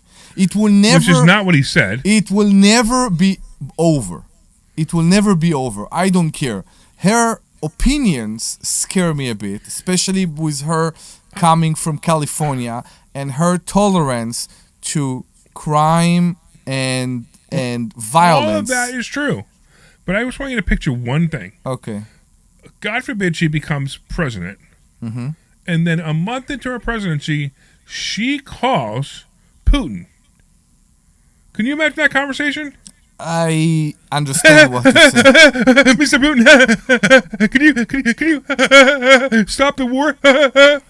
And Putin's gonna, in Russian, Putin's gonna go, "Who is this idiot? Goodbye." Larry, stop. I get That's you. That's exactly what I'm afraid of. Larry, stop. I get you. I agree with you. And yet, I don't believe, with all the respect, that Trump is going to end the war in 24 hours. Not 24 hours. He said that. Within 90 days. Okay. That's what I think. 24 hours. Well, he'll make a phone call and it'll be the beginning of the ending of the war. But he will. It's two extremes. It will. We have two extremes here I mean, imagine the leaders of Iran calling. Listen, Biden calling right now Netanyahu from the other side, the other extreme. Biden is calling right now Netanyahu and telling, stop messing around and let's bring the hostages. Yes, everybody wants to bring back the hostages. But if while bringing back the hostages, we're laying the ground for the next hostage deals in 5 years, what are we doing here? Yeah, exactly. The United States was the country that will never negotiate with terrorists. Right. And we just negotiated with terrorists yesterday. And here we are doing that. Yes. And we really need to stop. Yep. And I understand that we all... Listen, I would be in the same position. If it would have been my child back then that was laying there in Gaza, I would be the same way. I will be in the street and I will say, release as many terrorists from prison. Release 1,000 terrorists from prison to get my child back. I understand that, but and even yet, unfortunately, that's short-sighted. Of course, it's short-sighted. Right. There was a guy, you know what, with the and all the letters that you in America you don't know to say. I won't even mention. His whole family got murdered in the Sbarro in the terrorist attack in the Sbarro restaurant in Jerusalem in the beginning of the 2000s. His whole family. The person who laid down this terror attack, was released in 2000 and I want to say 8. I'm sorry, in the Shalit agreement. Mm-hmm. Shalit agreement was that we released one soldier that was kidnapped, and he was there in Gaza for 5 years, and we released to get him back. We released 1,000 terrorists. 1,000 amazing terrorists with blood on their hands. I'm not talking about right or wrong. One of those terrorists was the person who killed the whole family of this person, who just lost his whole family in one day, and he was shouting against this deal. And everybody looked at him like he's insane. What are you talking about? There is one soldier there. We need to retrieve him. It doesn't matter how much terrorists we release.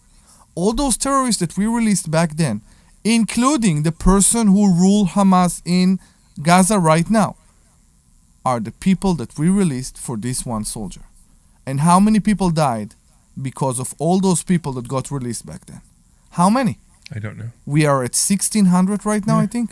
1,600. Yeah. So one soul compared to other soul, I don't know how you can even do this. You can't. Yeah, you got to take the bad people out. Exactly. You have to take the bad people out. and I completely don't believe. I think that's one of the best thing I always, as a child, when I looked from like 1,000 miles away, that I liked about this country. We don't negotiate with terrorists. A terrorist is a terrorist. We don't negotiate with terrorists. And we just did on Friday. And we are doing it. Right. Exactly. Your president is blaming the Prime Minister of Israel, who I don't agree with, by the way, with many things he's doing. But he I don't know if it's the army. We just killed a person in Lebanon who is the head of the army of Hezbollah in Lebanon. You, the United States of America, has a price over his head of $5 million. And your president is not happy when Israel is killing those terrorists. Yeah, right. I don't get that. I wonder if Biden's going to give him the $5 million. I know what. It's a good question. Yeah, really. It's a good question. Yeah. It's a tough so word. Now you understand my problem. My problem with Harris. I'm like, at least if we had somebody with some, I don't know, intelligence, even if it was a Democrat and they had a conversation with Putin or someone from Iran or Hamas terrorists, at least it would be a negotiation conversation, not just who is this idiot on the phone named Kamala Harris. I know. That's the problem. And all you Jews, I'm sorry, I'm Jewish. Omri is obviously Jewish. He's from Israel. And if you are voting for Harris, why don't you just put on your ballot, I want to destroy Israel?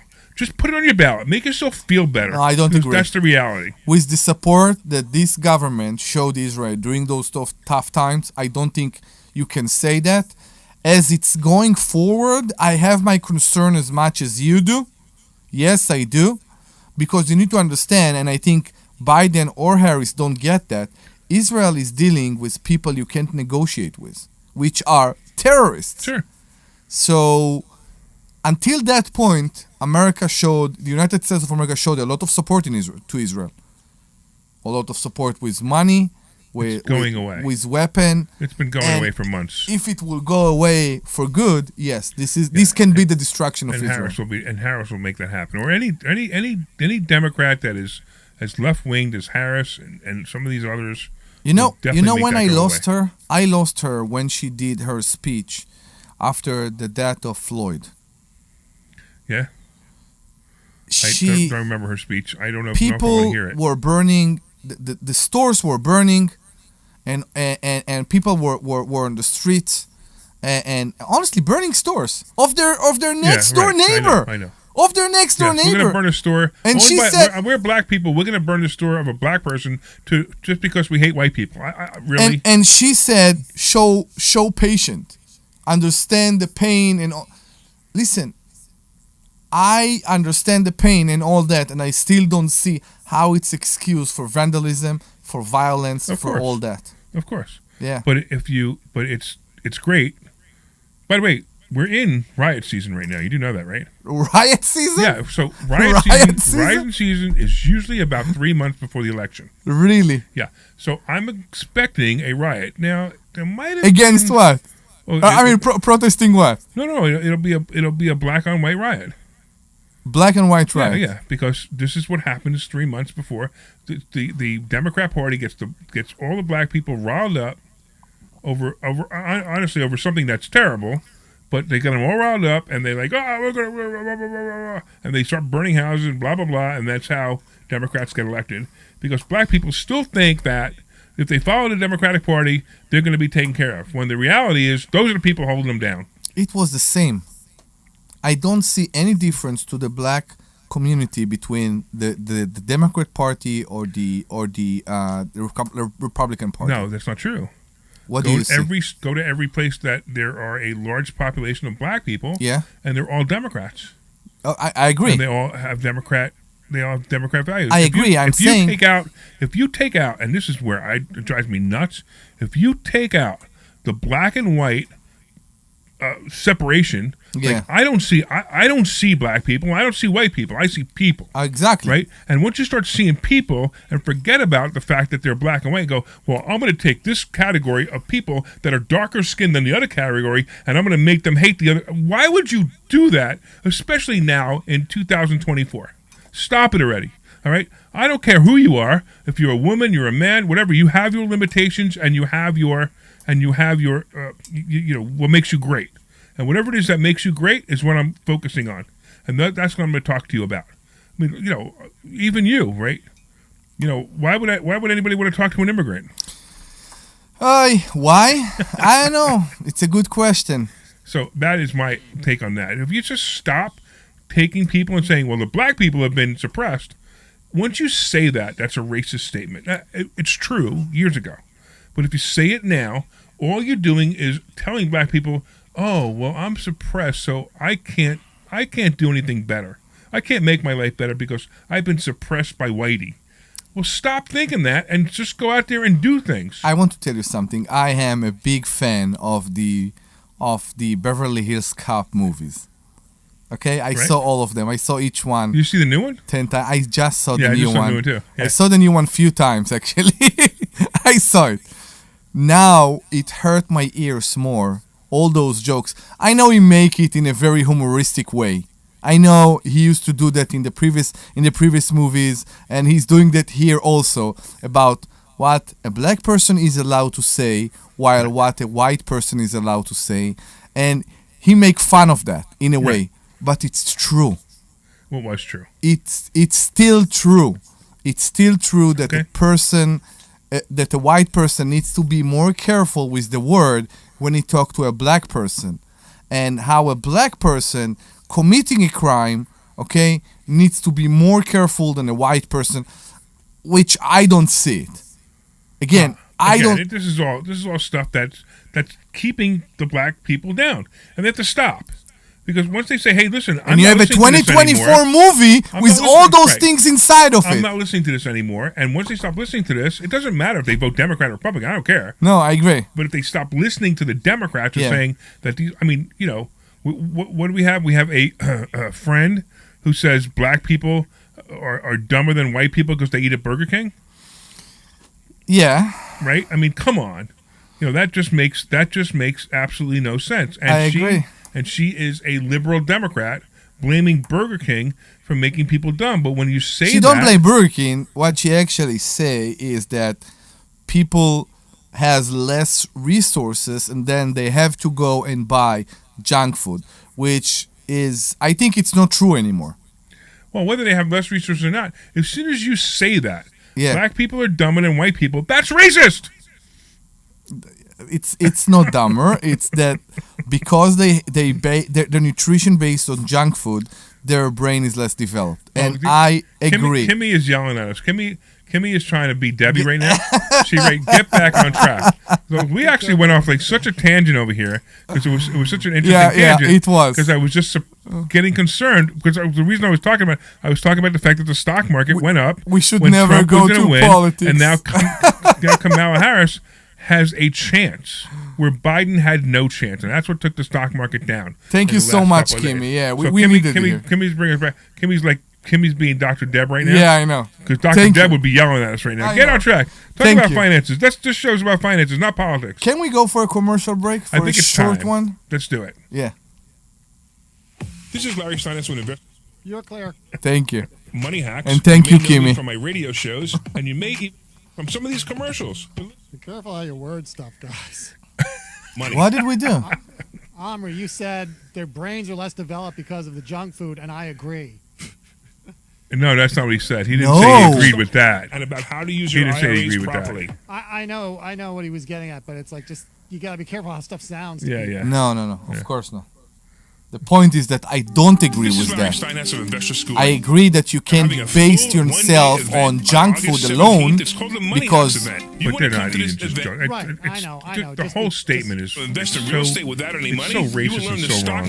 But you know what a lot of this stuff is what is it? A perpetual motion machine. They want to keep all exactly. this stuff That's going. exactly right. To get a 50% discount just on remember, the ticket, guys, we're go still to live on Facebook. mmw.com. I know.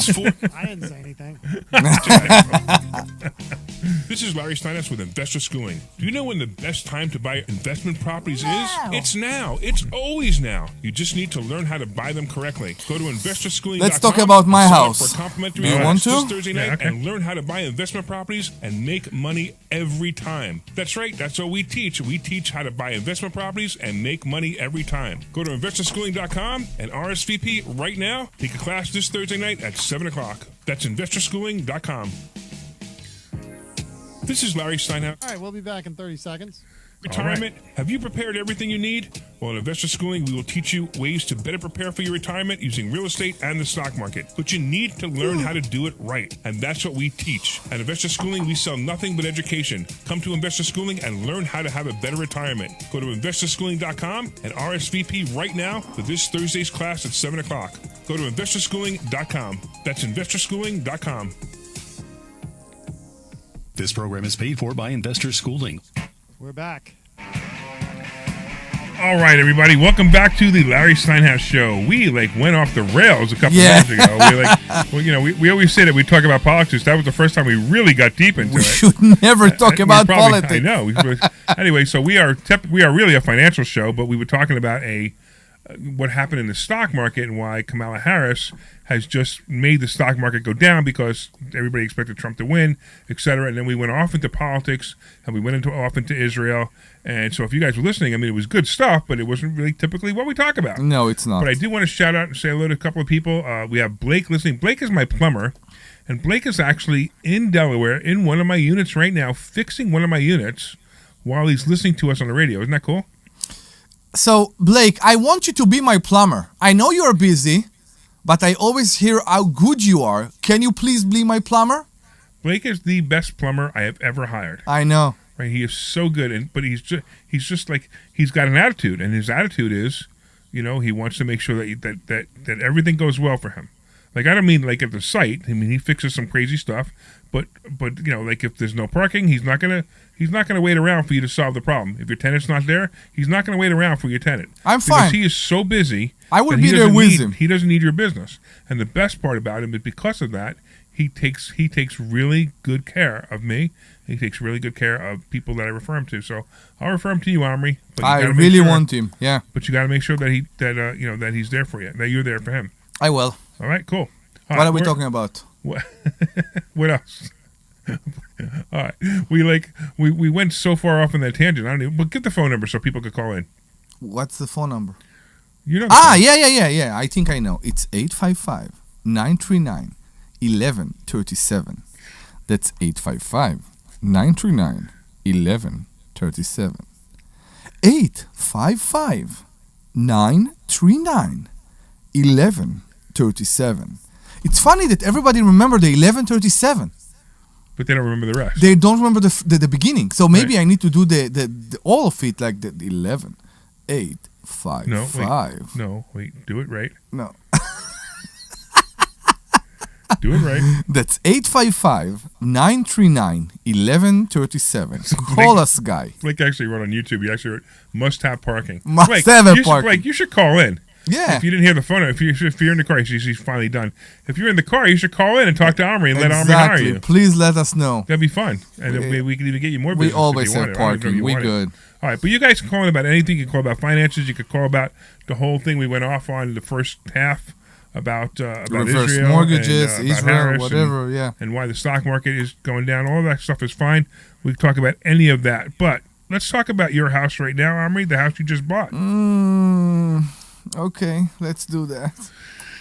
So Omri came to me, a couple of weeks ago, about a month ago. Yeah, over a month. And said, "Hey, I'm thinking about buying this house."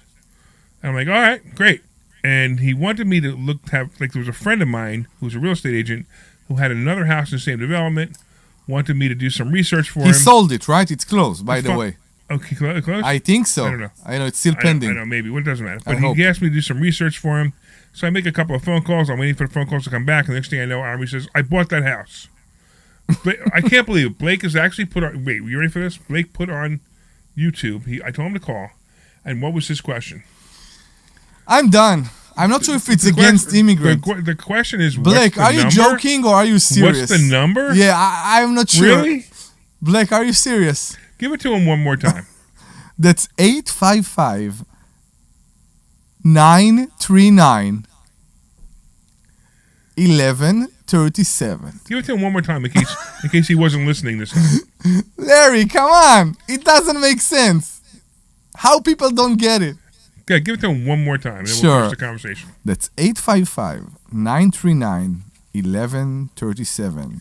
You're listening to Omri the Number Morad. Omri the immigrant on the Larry Steinhouse show. All right. Oh, now he says he's driving, so he's not going to call. Okay. Fine. All right. So anyway, you buy this house. I bought this house. And the next thing I know, he wants to do all this crazy renovations to it, like raise the roof and put in 2 more bedrooms in it. So no, I didn't want to raise the roof.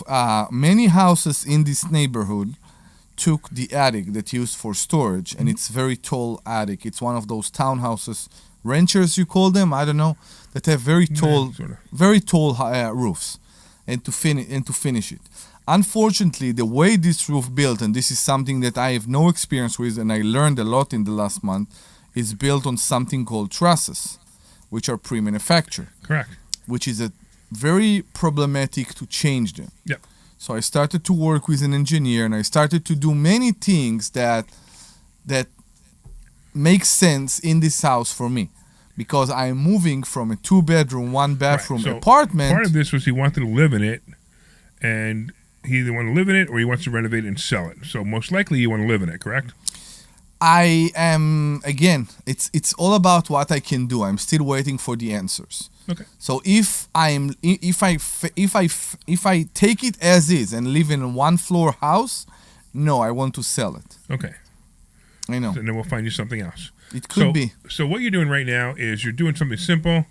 You're stripping all the wallpaper. I am. And you're doing it yourself, which I still don't understand why you're doing it yourself. So when you learn how to do it and you have the time to do it, which is a real estate investor, I have time. Thank you, God, and so thank you. Should take the time and thank to you, Larry houses, Steinhouse. Okay. And I'm just doing that until the painter will be ready for the house.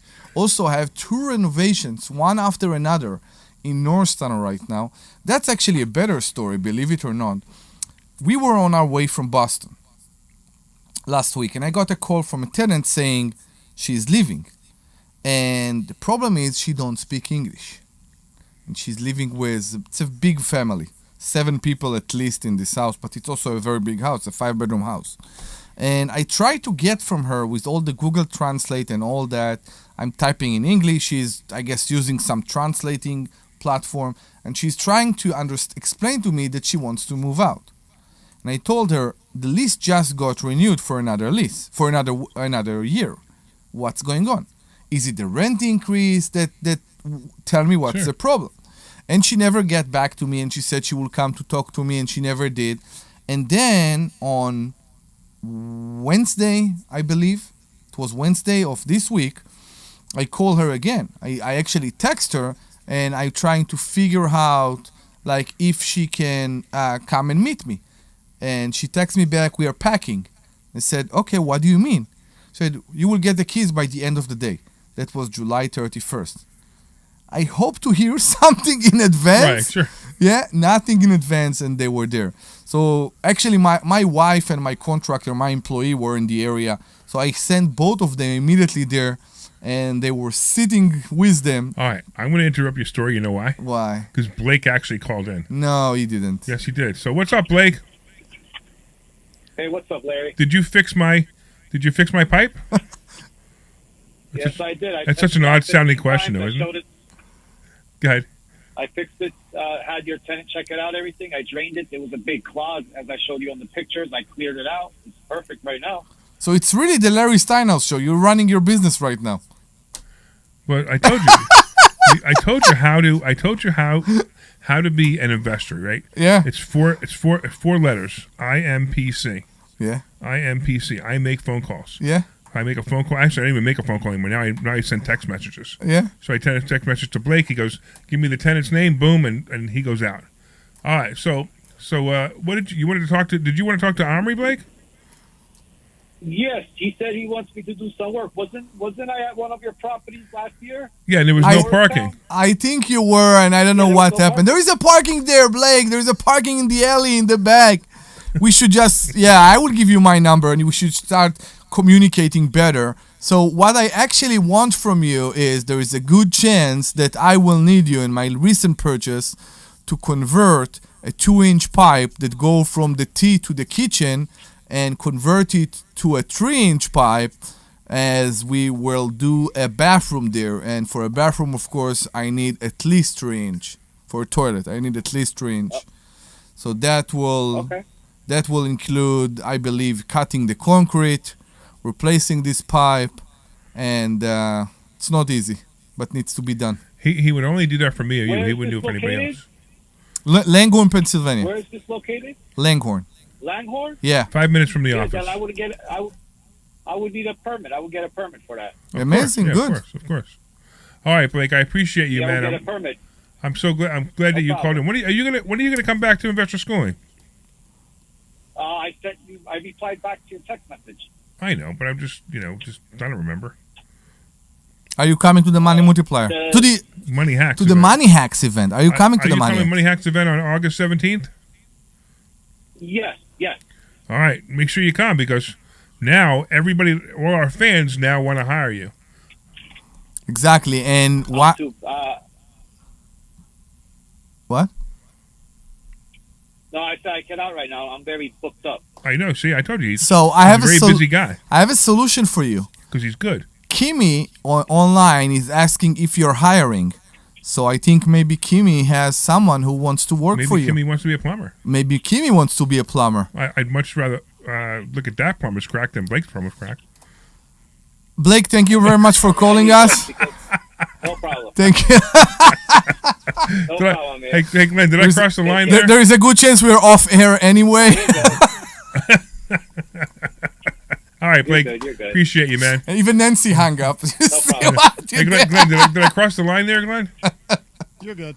I did. Okay. No, have Kimmy a good says her son's looking for a job. All right. Okay, good. Let's go over to we got another Mark who's got something going on in somewhere. What's going on, Mark? Hi, Mark. Hey, how are you? Good, man. Talk to you, Larry. So tell me what's happening. Turn your radio down. Yeah, I was about to tell him that. Getting older, and would like to see them go. And I'm trying to bundle them. One's more attractive than the other. They're both functioning. They're both 100% up. And That's great. One's a bar, and one's an apartment house. 4-unit apartment house. So I don't know. It might be his phone that's echoing, not the. We have a not the huge radio. echo. Maybe it's a speaker. He's driving. Okay. All right, Mark. Mark, You know what you got to do for whatever reason is a major echo. Leave your phone number with Glenn, and we'll give you a call back privately to see if we can help you. Cool. Thanks. All right, you got it. Glenn, grab his phone number. All right. We have Nancy or Nancy hang up? Nancy hung up. Okay, Sorry. Nancy can call us back if she that's wants fine. Yeah, to. that's fine. Yeah, Nancy, if you want to call us back, call us back. To Okay. 855-939-1137. So back to my story. Right, your story. What story? I thought So- we thought we were No. into this story. So on Wednesday, I sent right. my contractor there, and actually my wife was in the area, so she went there, and they saw 10 people cleaning and vacuuming and doing all that. And yes, I didn't get my 60-day notice, but I got a house in, let's say, a decent condition after 2 years with decent amount of things inside. People don't get that when they leave a furniture behind, somebody needs to deal with it. And if it is in the 3rd floor, in the back bedroom, and it's so hard to get, and they chose not to take it with them, it means that I will need to find someone that will take it out and trash it or recycle it. And it will be difficult to this person too. So it will cost them money or effort anyway. Right. People think that they can leave their furniture in the house. It's They insane. can't. Matter of fact, I'm going to charge them more than it would take them to take it out themselves. I agree. So if they take it out themselves, whatever they do with it is fine. But I'm charging them $150 to take it out, and then I'm going to find whatever it costs to dump it. I'm going to charge them that too. Larry, mattresses to recycle, those days cost tons. Yeah. It's like $150 a mattress. To just to bring it to the dump. I know. Yeah. And people don't get it. They people don't understand. don't understand that. And we were there. I was just in a position last month. My favorite is when they say, "Can't you next tenant use it?" Will you use somebody else's mattress? No. Exactly. I know, but I just find it funny that they actually say that. Yeah, and I stopped I thought peeing maybe it your back. next tenant can use it. Well, they'll leave a whole bedroom set. I thought maybe your next tenant can use it. I had a I don't think so. I had a tenant who left last month actually, and she left an L-shaped sofa at the back of the house. There was a backyard with a parking next to the trash cans. L-shaped sofa. Now I called the township and I said, "Are you doing collection for big items?" She said, "Yeah, it's this Saturday." And I said, "Okay, great." Apparently the tenant called the township, Right. and the township told her to leave it behind. And the township, at some point, they didn't pick it up. I called the township and they said, "Send me a picture." I sent them a picture. He said, "We are not collecting something like that." Right. It's a small dresser or something. Yeah, sure, but not something like that. Right. And I called the tenant, and the tenant was very mad. "I have never been in a situation that I need to take my trash with me." And I tried to explain to them politely, with patience, this is not trash. That's right. This is a huge furniture. Who will And take... they do have to take their trash with them, by the way. I agree, but if a tenant will leave me a full trash can, I'm You're not gonna fine care. with that. Right, right. Exactly. I will live with that. Right. But not a pile of trash in the backyard. Yeah, no, sure. I can't do that. All right. Anybody else? We got just a few more minutes. If anybody wants to call us in, call in about anything else they got going on. What's Kimmy saying? She's got something going on. She seems Oh, like she's having got- a very cool stuff. I know. So Kimmy is one of our students, and since she's become a student, which is about a year ago, I think. Right? Yeah. She has she's bought 2 lots that she's building on. She's also working on a storage complex right now. So Kimmy's actually a pretty active student, and it's actually great. And she never did amazing. this before. We taught her how to do it. That's what we do at Investor Schooling. So if you guys want to come into Investor Schooling and learn this stuff, we will teach you. Kimmy was an agent, or she is an agent. She's still a real estate agent. Yes. It amazes me all the time because we felt that at lunch on Thursday. Yes. Agents are learning so much more than what they believe they're expert at. They No, come. so I think what you're trying to say, because you kind of Yeah. I know what you're saying, but I'm not sure if anybody understood it.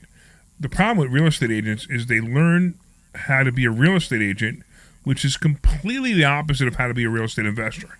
According to obligations and rules. And they don't understand. No, it's not even rules. It's just they don't even realize that you could buy a property with absolutely no money. Like, how do you do that? How does it work? How can you do that? It's impossible. It's impossible because the bank wants 20% down. I'm like, I don't deal with banks. Well, what do you mean? How do you not deal with banks? How do you get the money? And then we have to teach them that we use private investors, and they don't understand that. They're like, well, who would lend you money? It goes. The questions just keep going, and it's funny because when we have a real estate investor come in, I always say the same thing. It takes me longer for me to teach a real estate investor how to invest in real estate than the average person on the street, because the average person on the street hasn't been,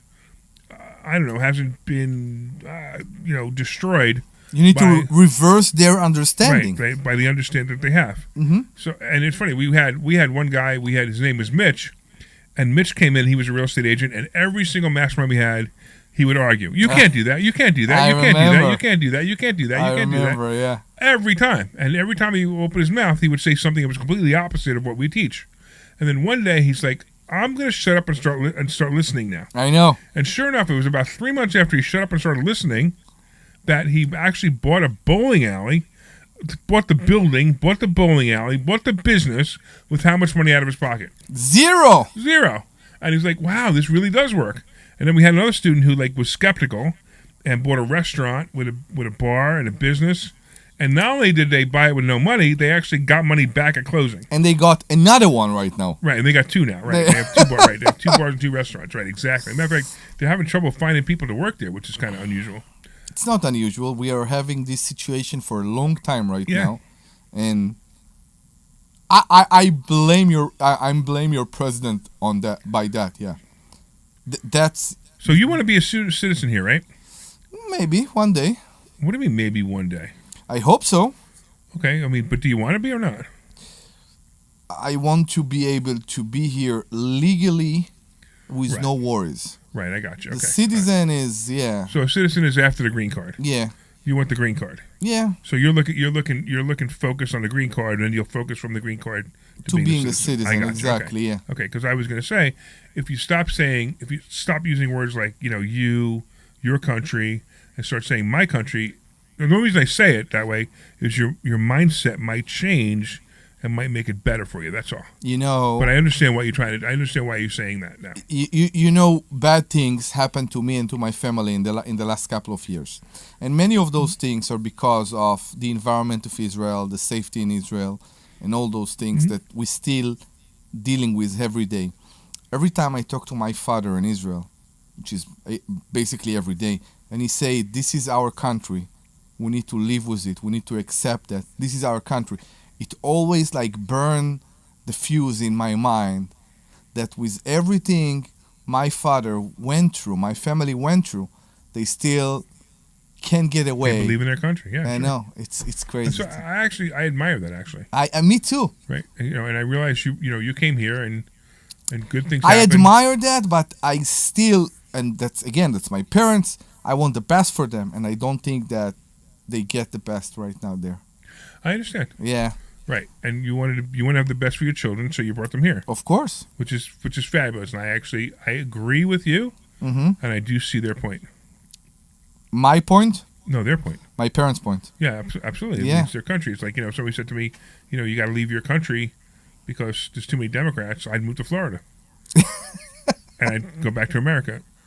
Exactly. You can look at it like that. Yeah, sure. I mean, during this scamdemic, I was ready to move to Florida because in Florida it was the United States of America. Here it was, communist Russia. You would never move to Florida. Why not? Because I know you. You have too much fun dealing and educating and proving to people how the situation here was wrong. To people that don't know, Larry is part of the people from the beginning that, unlike others that just put the mask, he investigated if the mask worked or not. And it didn't. But the thing is... And I got shut. My YouTube channel got shut down because I proved that masks didn't work. Yeah, I know. So it was kind of a long involved thing, and and I don't know. Whatever. But that's a lot part of who you are. Yeah, I don't just take things for granted. I got and research them. I know. So that's like when I do properties and invest in properties, I have done that type of investment so I can teach it to you. Yeah. Or I will refer you to other people like Deb does tax liens and tax deeds. I don't. Yeah. All right. Anyway, so what do you think? Was it a good show? It was a good show. I enjoyed it. I'm glad you enjoyed it. With the politics side. Exactly. Yeah. All right. So I want to thank everybody for listening. I totally appreciate it. I appreciate all the callers. I want to thank you, Blake, for calling in. I want to thank you for taking care of my plumbing issue today.